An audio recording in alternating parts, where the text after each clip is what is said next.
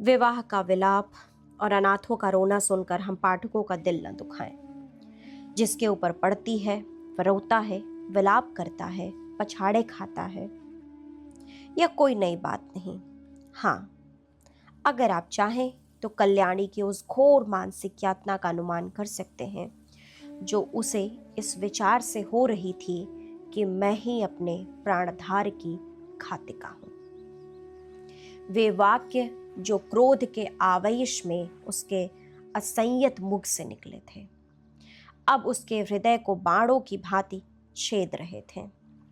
अगर पति ने उसकी गोद में कराह कराह कर प्राण त्यागे होते तो उसे संतोष होता कि मैंने उनके प्रति अपने कर्तव्य का पालन किया। शोकाकुल हृदय को इससे ज्यादा सांत्वना और किसी बात से नहीं होती। उसे इस विचार से कितना संतोष होता कि मेरे स्वामी मुझसे प्रसन्न गए।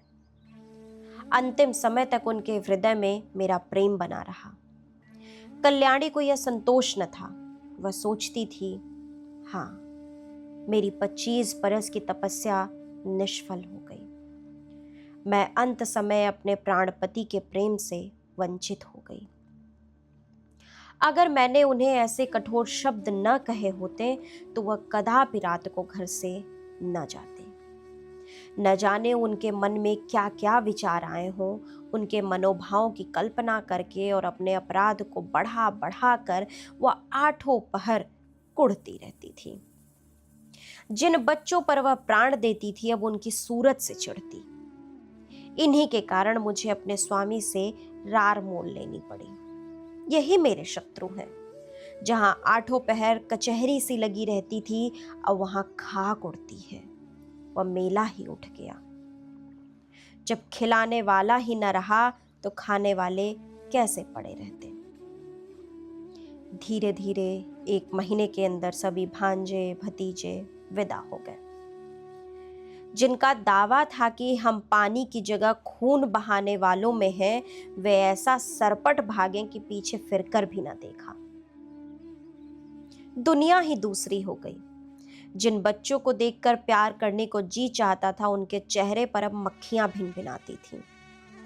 न जाने वह कांति कहां चली गई।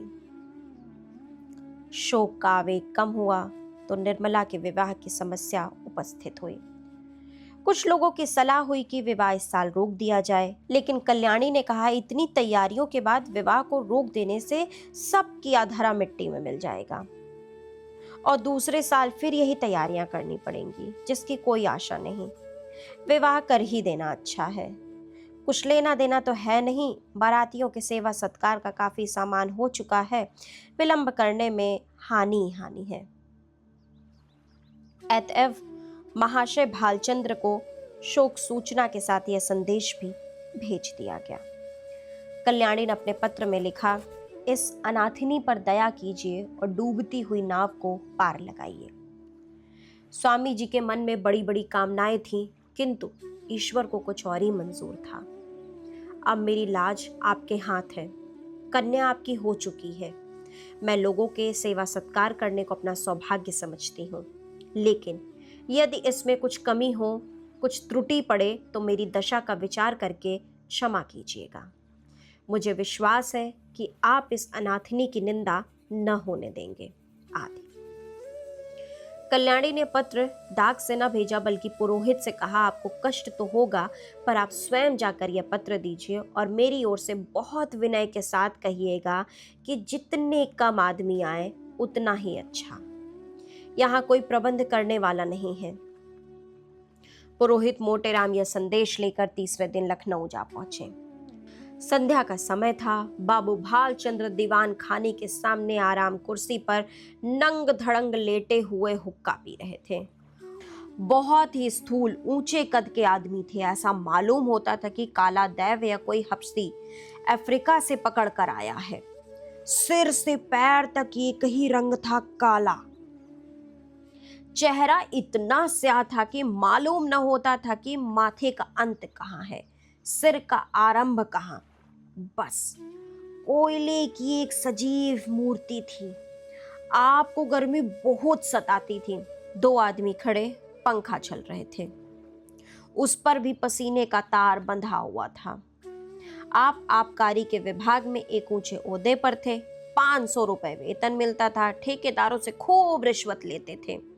ठेकेदार शराब के नाम पर पानी बेचें, 24 घंटे दुकान खुली रखें, आपको केवल खुश रखना काफी था। सारा कानून आपकी खुशी थी। इतनी भयंकर मूर्ति थी कि चांदनी रात में लोग उन्हें देखकर सहसा चौंक पड़ते थे। बालक और स्त्रियां यानी पुरुष तक सहम जाते थे। चांदनी रात इसलिए कहा गया कि अंधेरी रात में तो उन्हें कोई देख ही न सकता था। श्यामलता अंधकार में विलीन हो जाती थी। केवल आंखों का रंग लाल था। जैसे पक्का मुसलमान 5 बार नमाज पढ़ता है, वैसे ही आप भी 5 बार शराब पीते थे। मुफ्त की शराब तो काजी को हलाल है, फिर आप तो शराब के अफसर ही थे। जितनी चाहे पिए, कोई हाथ पकड़ने वाला न था। जब प्यास लगती शराब पी लेते। जैसे कुछ रंगों में परस्पर सहानुभूति है, उसी तरह कुछ रंगों में परस्पर विरोध है। लालिमा के संयोग से कालिमा और भी भयंकर हो जाती है। बाबू साहब ने पंडित जी को देखते ही कुर्सी से उठकर कहा, अक्खा आप हैं? आइए आइए, धन्य भाग। अरे कोई है? कहाँ चले गए सबके सब? झगड़ू, गुरदीन, छकौनी, भवानी, राम गुलाम कोई है क्या? सबके सब मर गए? चलो राम गुलाम, भवानी, छकौड़ी, गुरदीन, झगड़ू, कोई नहीं बोलता। सब मर गए। दर्जन भर आदमी है, पर मौके पर एक की भी सूरत नहीं नजर आती। न जाने सब कहाँ गायब हो जाते हैं। आपके वास्ते कुर्सी लाओ। बाबू साहब ने ये 5 नाम कई बार दोहराए, लेकिन यह न हुआ कि पंखा झलने वाले दोनों आदमियों में से किसी को कुर्सी लाने को भेज देते। 3-4 मिनट के बाद एक काना आदमी खांसता हुआ आकर बोला, सरकार, इतना की नौकरी हमार की न होई। कहाँ तक उदार बाड़ी ले ले खाई, मांगत मांगत थेथर हो गए न। भालचंद, बको मत, जाकर कुर्सी लाओ। जब कोई काम करने को कहा गया तो रोने लगता है। कहिए पंडित जी, वहां सब कुशल है? मोटेराम, क्या कुशल कहूं बाबूजी, अब कुशल कहाँ, सारा घर मिट्टी में मिल गया। इतने में कहार ने एक टूटा हुआ चीड़ का संदूक लाकर रख दिया और बोला, कुर्सी मेज हमारे उठाए नहीं उठत है। पंडित जी शर्माते हुए डरते डरते उस पर बैठे कि कहीं टूट न जाए, और कल्याणी का पत्र बाबू साहब के हाथ में रख दिया। भालचंद्र, अब और कैसे मिट्टी में मिलेगा? इससे बड़ी और कौन विपत्ति पड़ेगी? बाबूदय भानुलाल से मेरी पुरानी दोस्ती थी। आदमी नहीं, हीरा था। क्या दिल था, क्या हिम्मत थी। आंखें पोंछते हुए कहते हैं, मेरा तो जैसे दाहिना हाथ ही कट गया। विश्वास मानिए, जब से ये खबर सुनी है, आंखों में अंधेरा सा छा गया है। खाने बैठता हूं तो कौर मुंह में नहीं जाता। उनकी सूरत आंखों के सामने खड़ी रहती है। मुंह जूठा करके उठ जाता हूं, किसी काम में दिल नहीं लगता। भाई के मरने का रंज भी इससे कम ही होता है। आदमी नहीं, हीरा था, हीरा। मोटेराम, सरकार, नगर में अब ऐसा कोई रईस नहीं रहा। भालचंद्र ने कहा, मैं खूब जानता हूं पंडित जी, आप मुझसे क्या कहते हैं। ऐसा आदमी 1,00,000-2 लाख में एक होता है। जितना मैं उनको जानता था, उतना दूसरा नहीं जान सकता। 2 ही 3 बार की मुलाकात में उनका भक्त हो गया, और मरने दम तक रहूंगा। आप समधिन साहब से कह दीजिएगा, मुझे दिली रंज है। मोटेराम, आपसे ऐसी ही आशा थी। आप जैसे सज्जनों के दर्शन दुर्लभ है। नहीं तो आज कौन बिना दहेज के पुत्र का विवाह करता है। भालचंद्र, महाराज, दहेज की बातचीत ऐसे सत्यवादी पुरुषों से नहीं की जाती। उनसे संबंध हो जाना ही लाख रुपए के बराबर है। मैं इसी को अपना अहोभाग्य समझता हूँ। हाँ, कितनी उदार आत्मा थी। रुपए को तो उन्होंने कुछ समझा ही नहीं, तिनके के बराबर भी परवाह नहीं की। बुरा रिवाज है, बेहद बुरा। मेरा बस चले तो दहेज लेने वालों और देने वालों दोनों को ही गोली मार दो।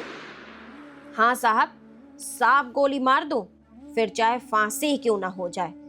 पूछो, आप लड़के का विवाह करते हैं कि उसे बेचते हैं? अगर आपको लड़के के शादी में दिल खोल कर खर्च करने का अरमान है तो शौक से खर्च कीजिए, लेकिन जो कुछ कीजिए अपने बल पर। यह क्या कि कन्या के पिता का गला रेतिए, नीचता है, घोर नीचता। मेरा बस चले तो इन पाजियों को गोली मार दूं। मोटेराम: धन्य हो सरकार, भगवान ने आपको बड़ी बुद्धि दी है। यह धर्म का प्रताप है। मालकिन की इच्छा है कि विवाह का मुहूर्त वही रहे और उन्होंने सारी बातें पत्र में लिख दी हैं। बस अब आप ही उबारें तो हम उबर सकते हैं। इस तरह तो बारात में जितने सज्जन आएंगे उनकी सेवा सत्कार हम करेंगे ही, लेकिन परिस्थिति अब बहुत बदल गई है सरकार। कोई करने धरने वाला है नहीं। बस ऐसी बात कीजिए कि वकील साहब के नाम पर बट्टा ना लगे। भालचंद 1 मिनट तक आंखें बंद किए बैठे रहे, फिर एक लंबी सांस खींचकर बोले, ईश्वर को मंजूर ही न था कि वह लक्ष्मी मेरे घर आती, नहीं तो क्या यह वज्र गिरता। सारे मंसूबे खाक में मिल गए। फूला न समाता था कि वह शुभ अवसर निकट आ रहा है, पर क्या जानता था कि ईश्वर के दरबार में कुछ और षड्यंत्र रचा जा रहा है। मरने वाले की याद ही रुलाने के लिए काफी है। उसे देखकर तो जख्म और भी हरा हो जाएगा। उस दशा में न जाने क्या कर बैठूं। इसे गुण समझिए चाहे दोष, कि जिससे एक बार मेरी घनिष्ठता हो गई फिर उसकी याद चित्त से नहीं उभरती। अभी तो खैर इतना ही है कि उनकी सूरत आंखों के सामने नाचती रहती, लेकिन यदि वह कन्या घर में आ गई तब मेरा जिंदा रहना कठिन हो जाएगा।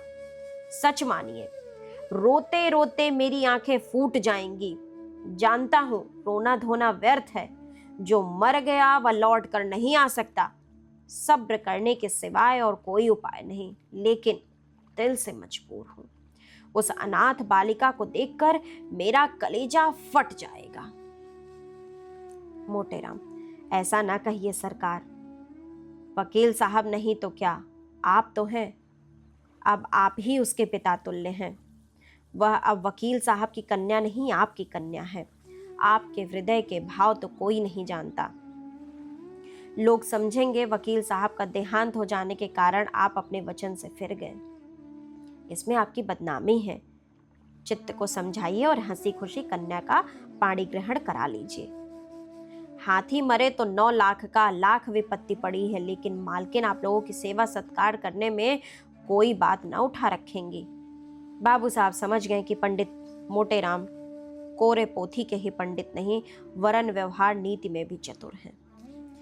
बोले, पंडित जी, हलफ से कहता हूं, मुझे उस लड़की से जितना प्रेम है उतना अपनी लड़की से भी नहीं है, लेकिन जब ईश्वर को मंजूर नहीं तो मेरा क्या बस है। वह मृत्यु एक प्रकार की अमंगल सूचना है जो विधाता की ओर से हमें मिली है। यह किसी आने वाली मुसीबत की आकाशवाणी है। विधाता स्पष्ट रीति से कह रहा है कि यह विवाह मंगलमय न होगा। ऐसी दशा में आप ही सोचिए, यह संयोग कहां तक उचित है। आप तो विद्वान आदमी हैं, सोचिए, जिस काम का आरंभ ही अमंगल हो उसका अंत मंगलमय हो सकता है? नहीं, जानबूझकर मक्खी नहीं निगली जाती। समधिन साहब को समझा कर कह दीजिएगा, मैं उनकी आज्ञा पालन करने को तैयार हूं, लेकिन इसका परिणाम अच्छा ना होगा। स्वार्थ के वश में होकर मैं अपने परम मित्र की संतान के साथ यह अन्याय नहीं कर सकता। इस तर्क ने पंडित जी को निरुत्तर कर दिया। वादी ने यह तीर छोड़ा था जिसकी उनके पास कोई काट न थी। शत्रु ने उन्हीं के हथियार से उन पर वार किया था और वह उसका प्रतिकार न कर सकते थे। वह अभी कोई जवाब सोच ही रहे थे कि बाबू साहब ने फिर नौकरों को पुकारना शुरू किया। अरे तुम सब फिर गायब हो गए? झगड़ू, छकौड़ी, भवानी, गुरुद्दीन, राम गुलाम, एक भी नहीं बोलता। सब के सब मर गए। पंडित जी के वास्ते पानी वानी की फिक्र है? न जाने इन सबों को कोई कहां तक समझाएगा। अक्ल छू तक नहीं गई। देख रहे हैं कि एक महाशय दूर से थके मांदे चले आ रहे हैं, पर किसी को जरा भी परवाह नहीं। लाओ पानी वानी रखो। पंडित जी आपके लिए शरबत बनवाऊं या फलाहारी मिठाई मंगवा दूं? मोटेराम जी मिठाइयों के विषय में किसी तरह का बंधन न स्वीकार करते थे। उनका सिद्धांत था कि घृत से सभी वस्तुएं पवित्र हो जाती हैं। रसगुल्ले और बेसन के लड्डू उन्हें बहुत प्रिय थे, पर शरबत से उन्हें रुचि न थी। पानी से पेट भरना उनके नियम के विरुद्ध था। सकुचाते हुए बोले, शरबत पीने की तो मुझे आदत नहीं, मिठाई खा लूंगा। भालचंद्र, फलाहारी ना? मोटेराम, इसका मुझे कोई विचार नहीं। भालचंद्र, है तो यही बात। छूत छात सब ढकोसला है, मैं स्वयं नहीं मानता। अरे अभी तक कोई नहीं आया? छकौड़ी, भवानी, गुरुद्दीन, राम गुलाम, कोई तो बोले। अब की भी वही बूढ़ा कहां खास्ता हुआ आकर खड़ा हो गया और बोला, सरकार, मोर तलब दे दीन जाए, ऐसी नौकरी मोसे न होए। कहां ले दौड़ी, दौरत दौरत गोड़ पिराए लागत है। भालचंद्र, काम कुछ करो या ना करो, पर तलब पहले चाहिए। दिन भर पड़े पड़े खांसा करो, तलब से तुम्हारी चढ़ रही है। जाकर बाजार से एक आने की ताजी मिठाई ला, दौड़ता हुआ जा। कहार को यह हुक्म देकर बाबू साहब घर में गए और स्त्री से बोले, वहां से एक पंडित जी आए हैं, यह खत लाए हैं, जरा पढ़ो तो। पत्नी जी का नाम रंगीला बाई था। गोरे रंग की प्रसन्न मुख महिला थी। रूप और यौवन उनसे विदा हो रहे थे, पर किसी प्रेमी मित्र की भांति मचल मचल कर 30 साल तक जिसके गले से लग रहे, उसे छोड़ देना बनता था। रंगीली बाई बैठी पान लगा रही थी। बोली, कह दिया ना कि हमें वहां ब्याह न करना है। भालचंद ने कहा, हाँ कह तो दिया, पर मारे संकोच के मुंह से शब्द न निकलता था। झूठ मूठ का होला करना पड़ा। रंगीली ने कहा, साफ बात करने में संकोच क्या? हमारी इच्छा नहीं करते। किसी का कुछ लिया थोड़ी है। जब दूसरी जगह 10,000 नगद मिल रहे हैं तो वहां क्यों करूं? उनकी लड़की कोई सोने की थोड़ी है। वकील साहब जीते होते तो शर्माते शर्माते 15-20 हजार दे मरते। अब वहां क्या रखा है?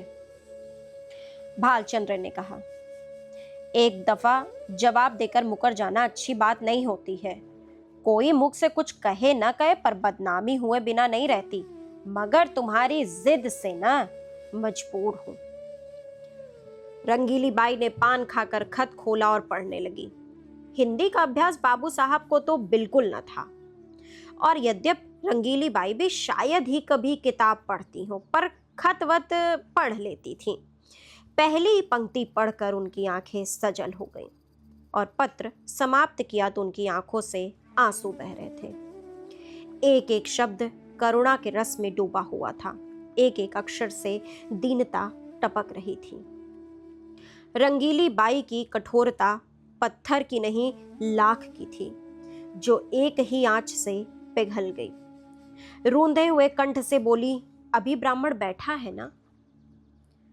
भालचंद्र पत्नी के आंसुओं को देखे देखे सूख जाते थे। अपने ऊपर झल्ला रहे थे कि नाहक ही मैंने यह खत इसे दिखाया। इसकी जरूरत ही क्या थी?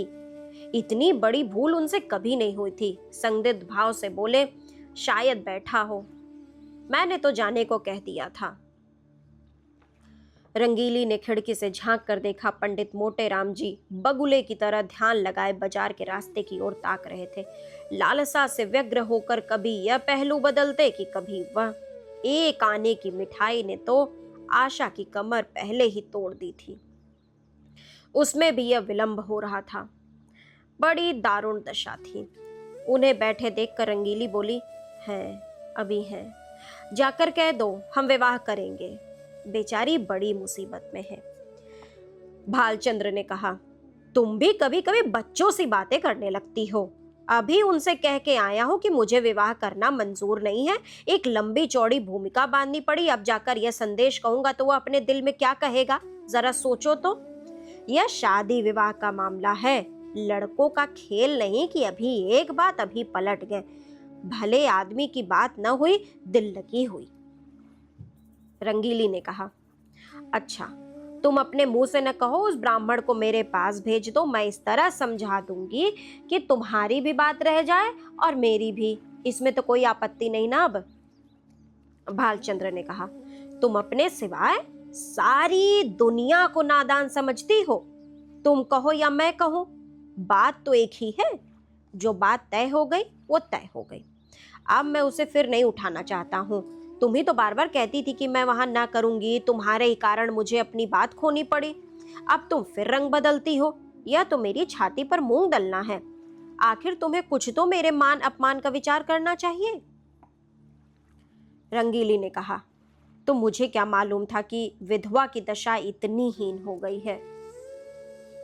तुम्ही ने तो कहा था कि उसके पति की सारी संपत्ति उसने अपने पास छिपा रखी है और अपनी गरीबी का ढोंग रचकर काम निकालना चाहती है। एक ही छटी हुई औरत है। तुमने ही तो कहा था और मैंने मान लिया।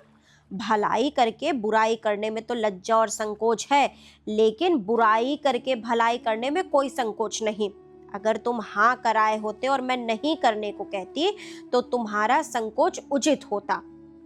नहीं करने के बाद हाँ करने में तो अपना बड़प्पन ही है। भालचंद्र ने कहा, तुम्हें बड़प्पन मालूम होता है, मुझे तो लुच्चापन ही मालूम होता है। फिर तुमने यह कैसे मान लिया कि मैंने वकीलाइन के विषय में जो बात कही थी वह झूठी थी? यह पत्र देखकर तुम जैसे खुद सरल हो वैसे ही दूसरों को भी सरल समझती हो। रंगीली ने कहा, इस पत्र में बनावट नहीं मालूम होती। बनावट की बात दिल में चुभती नहीं, उसमें बनावट की गंध अवश्य आती रहती है। भालचंद्र ने कहा, बनावट की बात ऐसी चुभती है कि सच्ची बात उसके सामने बिल्कुल फीकी मालूम होती है। यह किस्से कहानियां लिखने वाले लोग जिनके किताबें पढ़ पढ़कर तुम घंटों रोती रही, क्या सच्ची बातें लिखते हैं? सरासर झूठ का तुमार बांधते हैं, और यह भी एक कला है। रंगीली ने कहा, क्यों जी, तुम मुझसे भी उड़ते हो, दाई से पेड़ छिपाते हो। मैं तुम्हारी बात मान जाती हूँ तो तुम समझते हो इसे चकमा दिया, मगर मैं तुम्हारी एक एक नस पहचानती हूँ। तुम अपना ऐब मेरे सिर मढ़कर खुद बेदाग बचना चाहते हो। बोलो, कुछ झूठ कहती हो तो। जब वकील साहब जीते थे तो तुमने सोचा था कि ठहराव की जरूरत ही क्या है, वह खुद ही जितना समझेंगे देंगे, बल्कि बिना ठहराव के और भी ज्यादा मिलने की आशा होगी। अब वकील साहब का देहांत हो गया तो तरह तरह के हीले हवाले करने लगे हो। यह भलमनसी नहीं, छोटापन है। इसका इल्जाम भी तुम्हारे सिर है। मैं शादी विवाह के नजदीक न जाऊंगी। तुम्हारी जैसी इच्छा हो करो। ढोंगी आदमियों से मुझे चिढ़ है। जो बात करो सफाई से करो, बुरा हो या अच्छा। हाथी के दांत दिखाने के और खिलाने के और वाली नीति पर चलना तुम्हें शोभा नहीं देता। बोलो, अब भी वहां शादी करते हो या नहीं? भालचंद्र ने जवाब दिया, जब मैं बेईमान, दगाबाज और झूठ ठहरा तो मुझसे पूछना ही क्या? मगर खूब पहचानती हो आदमियों को। क्या कहना है तुम्हारी सूझबूझ की, बलैया ले लें। रंगीली ने कहा, हो बड़े हयादार, अब भी नहीं शर्माते। ईमान से कहो, मैंने बात ताड़ ली कि नहीं? भालचंद्र ने कहा, अजी जाओ, वह दूसरी औरतें होती हैं जो मर्दों को पहचानती हैं। अब तक मैं यही समझता था कि औरतों की दृष्टि में सूक्ष्म होती है, पर आज यह विश्वास उठ गया और महात्माओं ने औरतों के विषय में जो तत्व की बातें कही हैं उनको मानना पड़ा है। रंगीली ने कहा, जरा आईने में अपनी सूरत तो देखा, तुम्हें मेरी कसम है, जरा देख लो कितने झेपे हुए हो। भालचंद्र ने कहा, सच कहना, कितना झेपा हुआ हूँ? रंगीली ने कहा, उतना ही जितना कोई भलमानस चोर चोरी खुल जाने के बाद झेपता है। भालचंद्र ने कहा, अच्छी बात है, उसी पर फैसला रहा। रंगीली ने कहा, जरा इशारा ना करना। भालचंद्र ने कहा, अजी मैं उसकी तरफ ताकूंगा भी नहीं। संयोग से इसी वक्त भुवन मोहन भी आ पहुंचा। ऐसे सुंदर, सुडौल, बलिष्ठ युवक कॉलेजेस में बहुत कम देखने में आते हैं। बिल्कुल माँ को पड़ा था। वही गोरा चिट्टा रंग, वही पतले पतले गुलाब की पत्ती से होंठ, वही चौड़ा माथा, बड़ी बड़ी आंखें, डील डॉल बाप सा था। ऊंचा कोट, ब्रीचेंज टाई, बूट, हैट उस पर खूब खिल रहे थे। हाथों में एक स्टिक थी।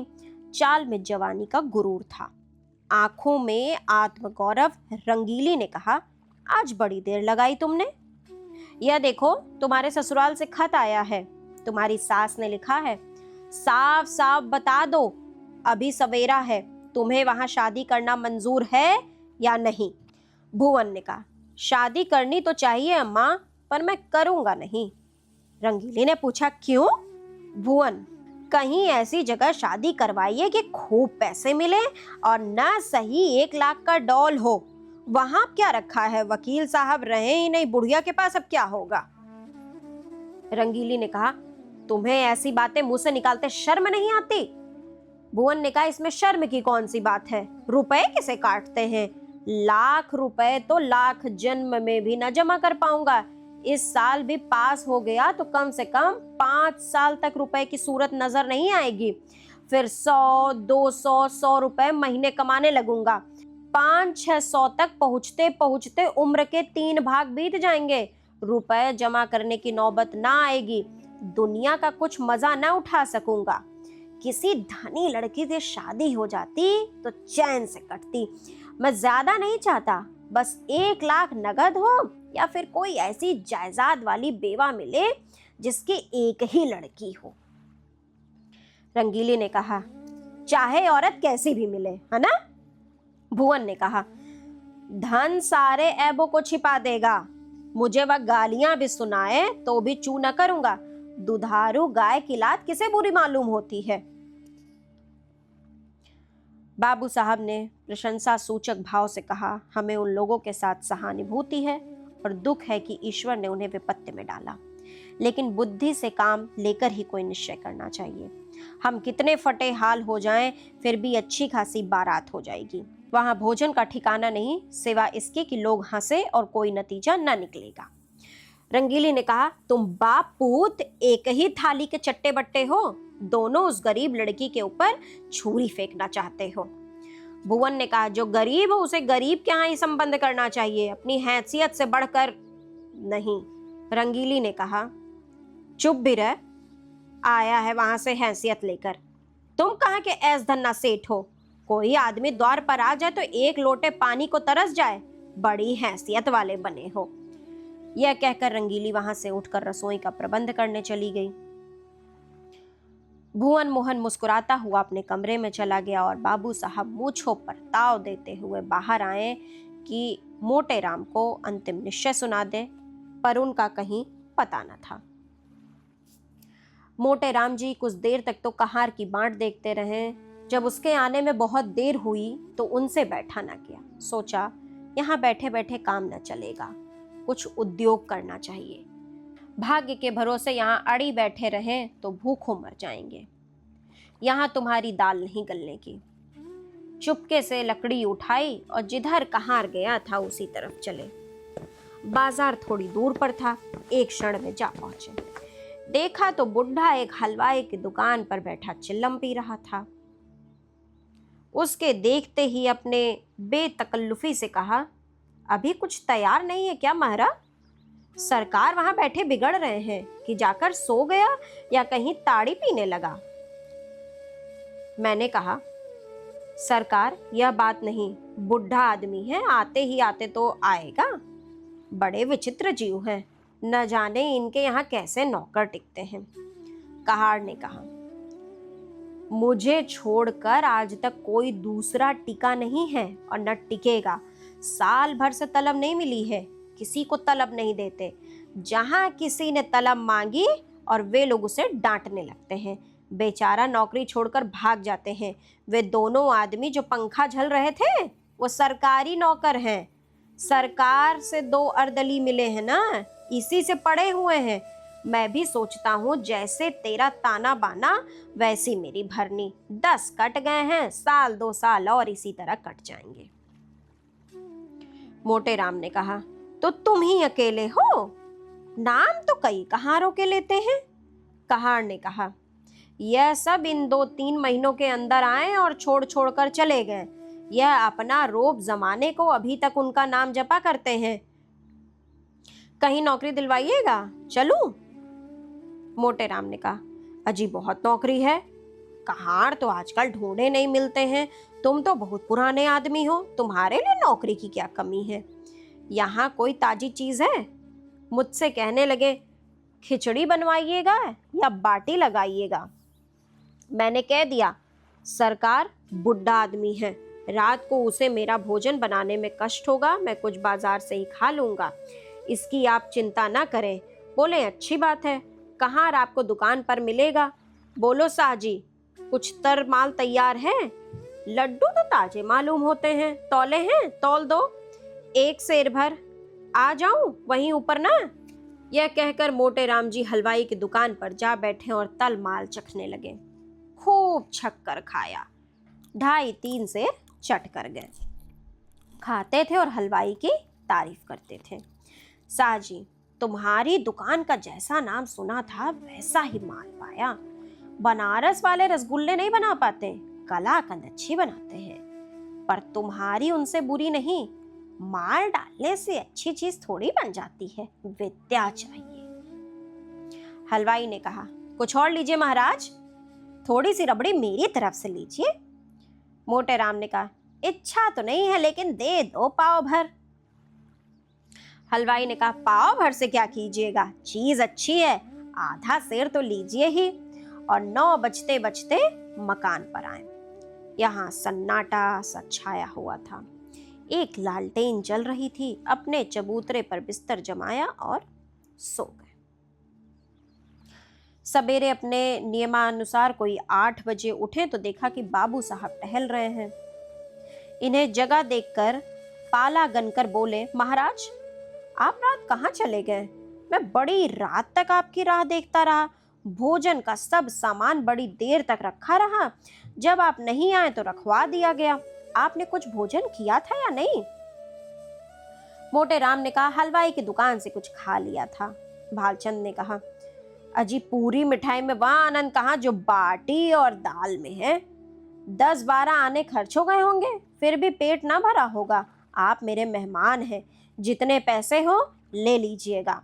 मोटे राम ने कहा, आप ही के हलवाई की दुकान पर खाया था, वह जो नुक्कड़ पर बैठता है? तो भालचंद ने कहा, कितने पैसे देने पड़े? मोटे राम ने जवाब दिया, आपके हिसाब में लिखा दिए हैं। भालचंद ने कहा, जितनी मिठाइयां ली हो मुझे बता दीजिएगा, नहीं तो पीछे से बेईमानी करने लगेगा। एक ही ठग है। तो मोटे राम ने कहा, कोई 2.5 सेर मिठाई थी और आधा सेर रबड़ी। बाबू साहब ने विस्फारित नेत्रों से पंडित जी को देखा, मानो कोई अचंभे की बात सुनी हो। 3 सेर तो कभी यहाँ महीने भर का टोटल भी ना होता था, और यह महाशय एक बार में कोई 4 रुपए का माल उड़ा गए। अगर 1 आध दिन और रह गए तो बथिया बैठ जाएगी। पेट है या शैतान की कब्र? 3 सेर, कुछ ठिकाना है? उद्विग्न दशा में दौड़े हुए अंदर गए और रंगीली से बोले, कुछ सुनती हो? यह महाशय कल 3 सेर मिठाई उड़ा गए। 3 सेर पक्की तौल। रंगीली बाई ने विस्मित होकर कहा, अजी नहीं, 3 सेर भला क्या खा जाएंगे, आदमी है या बैल? भालचंद्र ने कहा, 3 सेर तो अपने मुंह से कह रहे हैं, 4 से कम न खाई होगी, पक्की तौल। रंगीली ने कहा, पेट में सनीचर है क्या? भालचंद्र, अगर आज और रह गया तो 6 सेर पर हाथ फेरेगा। रंगीली ने जवाब में कहा, तो आज रहे हैं क्यों? खत का जवाब देना हो देकर विदा करो। अगर रहें तो साफ कह देना कि हमारे यहाँ मिठाई मुफ्त नहीं आती। खिचड़ी बनाना हो बनावे, नहीं तो अपनी राह ले। जिन्हें ऐसे पेठुओं को खिलाने से मुक्ति मिलती हो वे खिलावें, हमें ऐसी मुक्ति ना चाहिए। मगर पंडित जी विदा होने को तैयार बैठे थे, इसलिए बाबू साहब को कौशल से काम लेने की जरूरत न पड़ी।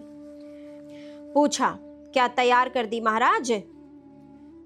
मोटे राम ने कहा, हाँ सरकार, अब चलूंगा। 9 बजे की गाड़ी मिलेगी ना? भालचंद ने कहा, भला आज तो रहिए।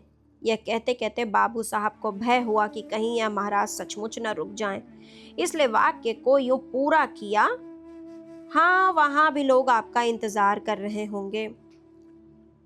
मोटे राम ने कहा, 1-2 दिन की तो कोई बात न थी, विचार भी यही था कि त्रिवेणी का स्नान करूंगा, पर बुरा न मानिए तो कहूं, आप लोगों में ब्राह्मणों के प्रति लेश मात्र भी श्रद्धा नहीं है। हमारे यजमान हैं जो हमारा मुंह जोते रहते हैं कि पंडित जी कोई आज्ञा दें तो उसका पालन करें। हम उनके द्वार पर पहुंच जाते हैं तो अपना धन्य भाग समझते हैं और सारा घर छोटे से बड़े तक हमारी सेवा सत्कार में मग्न हो जाते हैं। जहां अपना आदर नहीं वहां एक क्षण ठहरना असह्य है। जहां ब्राह्मण का आदर नहीं वहां कल्याण नहीं हो सकता। भालचंद्र ने कहा, महाराज, हमसे तो ऐसा अपराध नहीं हुआ। मोटे राम ने कहा, अपराध नहीं हुआ, और अपराध कहते किसे हैं? अभी आप ही ने घर जाकर कहा कि यह महाशय 3 सेर मिठाई चट कर गए, पक्की तौल। आपने अभी खाने वाले देखे कहाँ हैं? एक बार खिलाइए तो आंखें खुल जाएं। ऐसे ऐसे महान पुरुष पड़े हुए हैं जो पसेरी भर मिठाई खा जाएं और डकार तक न लें। मिठाई खाने के लिए हमारी चिरौरी की जाती है। हम भिक्षुक ब्राह्मण नहीं हैं जो आपके द्वार पर खड़े रहे, आपका नाम सुनकर आए थे। यह न जानते थे कि यहाँ मेरे भोजन के भी लाले पड़ेंगे। भगवान आपका भला करे। बाबू साहब ऐसा झेपे कि मुंह से बात न निकली। जिंदगी भर में उन पर कभी ऐसी फटकार न पड़ी थी। बहुत बातें बनाई, आपकी चर्चा न थी, एक दूसरे महाशय की बात की थी। लेकिन पंडित जी का क्रोध शांत न हुआ। सब कुछ सह सकते थे पर अपने पेट की निंदा न सह सकते थे। औरत को रूप की निंदा जितनी अप्रिय लगती है, उससे कहीं अधिक अप्रिय पुरुष को अपने पेट की निंदा लगती है। बाबू साहब मानते तो थे पर यह धड़का भी समाया हुआ था कि यह टिक न जाए। उनकी कृपणता का पर्दा खुल गया था, अब उसमें संदेह न था। उस पर्दे को ढांकना जरूरी था। अपनी कृपणता को छिपाने के लिए उन्होंने कोई बात उठा न रखी, पर होने वाली बात होकर रही। पछता रहे थे कि कहां से घर में इसकी बात करने लगा, और कहा भी तो उच्च स्वर में। यह दुष्ट भी कान लगाए सुनता रहा, किंतु अब पछताने से क्या हो सकता था। जाने किस मनहूस की सूरत देखी थी कि यह विपत्ति गले पड़ी। अगर इस वक्त यहां से रुष्ट होकर चला गया तो वहां जाकर बदनाम करेगा और मेरा सारा कौशल खुल जाएगा। अब तो इसका मुंह बंद कर देना ही पड़ेगा। यह सोच विचार करते हुए रंगीली बाई से बोले, इस दुष्ट ने हमारी तुम्हारी बात सुन ली, रूठ कर चला जा रहा है। तो रंगीली ने कहा, जब तुम जानते थे कि द्वार पर खड़ा है तो धीरे से क्यों ना बोले? भालचंद्र, विपत्ति आती है तो अकेले नहीं आती। यह क्या जानता था कि वह द्वार पर कान लगाए बैठा है? रंगीली ने कहा, न जाने किसका मुंह देखा था। भालचंद्र का जवाब, वही दुष्ट सामने लेटा हुआ था, जानता तो उधर ताकता ही नहीं। अभी तो इसे कुछ ले देकर राजी करना पड़ेगा। रंगीली ने कहा, ओह, जाने भी दो। जब तुम्हें वहां विवाह ही नहीं करना है तो क्या परवाह है, जो चाहे कहे। भालचंद्र, यो जान न बचेगी, लाओ 10 रुपए विदाई दे दो। ईश्वर फिर इस मनहूस की सूरत न दिखाए। रंगीली ने बहुत पछताते पछताते 10 रुपए निकाले और बाबू साहब ने उन्हें ले जाकर पंडित जी के चरणों पर रख दिए। पंडित जी ने दिल में कहा, थत तेरी मक्खी चूस की, ऐसा रगड़ा कि याद ही करोगे। तुम समझते हो कि 10 रुपए देकर उसे उल्लू बना लूंगा? इस फेर में न रहना। यहाँ तुम्हारी नस नस पहचानते हैं। रुपए जेब में रख लिए और आशीर्वाद देकर अपनी राह ली। बाबू साहब बड़ी देर तक खड़े सोच रहे थे। मालूम नहीं, अब भी मुझे कृपण ही समझ आ रहा है या पर्दा ढक गया। कहीं ये रुपए भी तो पानी में नहीं गिर पड़े। अगर आपको हमारी कहानी पसंद आई हो तो प्लीज़ हमारे चैनल पुरानी किताबें नई आवाज़ को सब्सक्राइब कीजिए और अपने फ्रेंड्स या रिश्तेदारों के साथ शेयर कीजिए। इसके साथ ही आप हमारे इंस्टाग्राम पर भी जाकर पुरानी किताबें नई आवाज़ को फॉलो कर सकते हैं। धन्यवाद। मिलते हैं निर्मला के अगले भाग के साथ। तब तक आप अपना बहुत ध्यान रखिए।